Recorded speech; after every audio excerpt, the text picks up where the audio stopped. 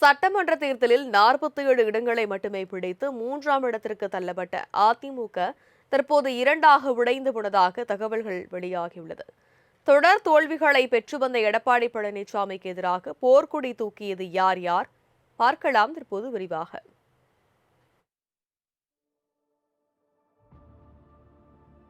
நடந்து முடிந்த தமிழக சட்டமன்ற தேர்தலில் தமிழக வெற்றிக் கழகம் 108 இடங்களை பிடித்து வெற்றி பெற்றது. கடந்த 5 ஆண்டுகளாக தமிழகத்தை ஆண்டு வந்த திமுகவை பொறுத்தவரை கூட்டணி அல்லாமல் 59 இடங்களை பிடித்த நிலையில் அதிமுக 47 இடங்களில் வெற்றி பெற்று 3ஆம் இடத்திற்கு தள்ளப்பட்டது.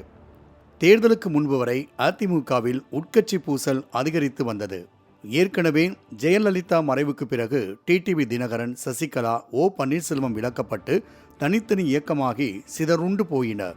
நடந்து முடிந்த தேர்தலின் போது டெல்லி பாஜக முயற்சியின் பேரில் அதிமுகவுடன் அமமுக கூட்டணி அமைத்தது. ஆனால் தேர்தல் முடிவில் அதிமுக படுதோல்வி அடைந்த நிலையில் மீண்டும் உட்கட்சி பூசல் ஏற்பட்டுள்ளது. தேர்தல் பிரச்சாரத்தின் போது திமுக தலைவர் மு.க. ஸ்டாலின் எடப்பாடி பழனிசாமியை 10 தோல்வி பழனிசாமி என விமர்சித்து வந்தார். இந்த தேர்தலிலும் 11வது தோல்வியை பெறுவார் என கூறிய நிலையில் தேர்தல் முடிவும் அதையே பிரதிபலித்தது. இதற்கு எடப்பாடி பழனிசாமியின் நிர்வாக குறைபாட்டினால்தான் இத்தகைய தோல்வியை அதிமுக அடைந்ததாக அக்கட்சியின் முக்கிய நிர்வாகிகளே குற்றம் சாட்டி வந்தனர்.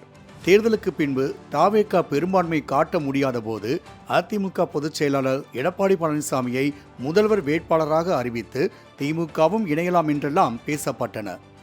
50 ஆண்டுகளாக எதிர் எதிர் திசையில் பயணித்த அதிமுகவும் திமுகவும் ஒன்றிணைகிறதா என்ற பேரதிர்ச்சி மக்களிடையே நிலவினாலும் அந்த யூகங்கள் தவிடுபொடியாகின.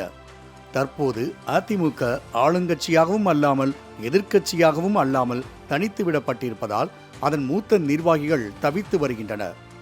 எனவே அதிமுகவில் இருந்து விலகி தவேகவுக்கு ஆதரவளித்து ஆளும் கட்சி என்ற கூட்டணியில் சேர்ந்து விடலாமா என்றும் பேச்சுகள் எழுந்தன.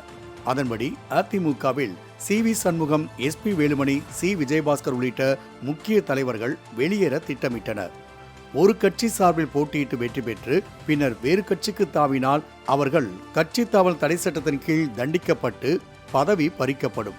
ஆகவே கட்சி தாவல் தடை சட்டத்தின் கீழ் சிக்காது இருக்கும் வகையில் 3/2 பங்கு எம்எல்ஏக்களை பிரித்து தனி அணியாக பிரிக்க சி.வி. சண்முகம் திட்டமிட்டார். முதற்கட்டமாக அதிமுக பொதுச் செயலாளர் பதவியில் இருந்து எடப்பாடி பழனிசாமி பதவி விலக வேண்டும் என்கிற கோரிக்கை முன்வைக்கப்பட்டது. இதற்கு இபிஎஸ் திட்டவட்டமாக மறுப்பு தெரிவிக்கவே அதிமுகவை 2ஆக உடைக்க முயற்சிகள் மேற்கொள்ளப்பட்டன. அதன்படி அதிமுகவில் உள்ள 47 எம்எல்ஏக்களில் 30 எம்எல்ஏக்களை சி.வி. சண்முகம், எஸ்.பி. வேலுமணி ஆகியோர் தனியாக சேர்த்துள்ளனர்.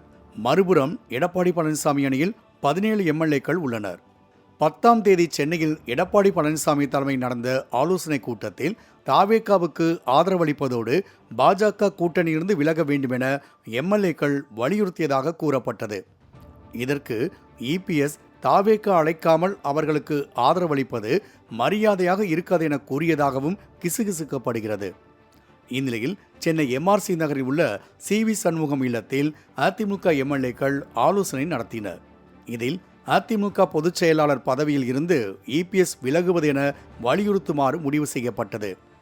இதற்கிடையே 17 எம்எல்ஏக்களை கொண்ட அணிக்கு இபிஎஸ் சட்டமன்ற குழு தலைவராகவும் 30 பேர் கொண்ட அணிக்கு எஸ்.பி. வேலுமணி சட்டமன்ற குழு தலைவராகவும் தேர்வு செய்யப்பட்டனர்.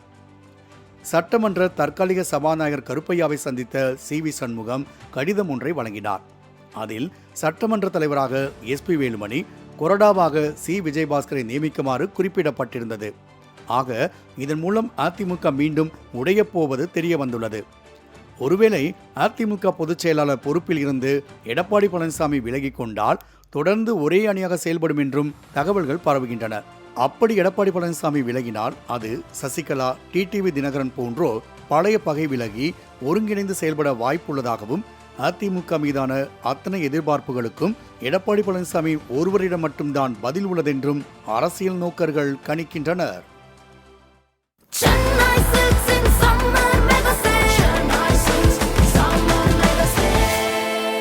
The Chennai Silks in Mega Summer Sale.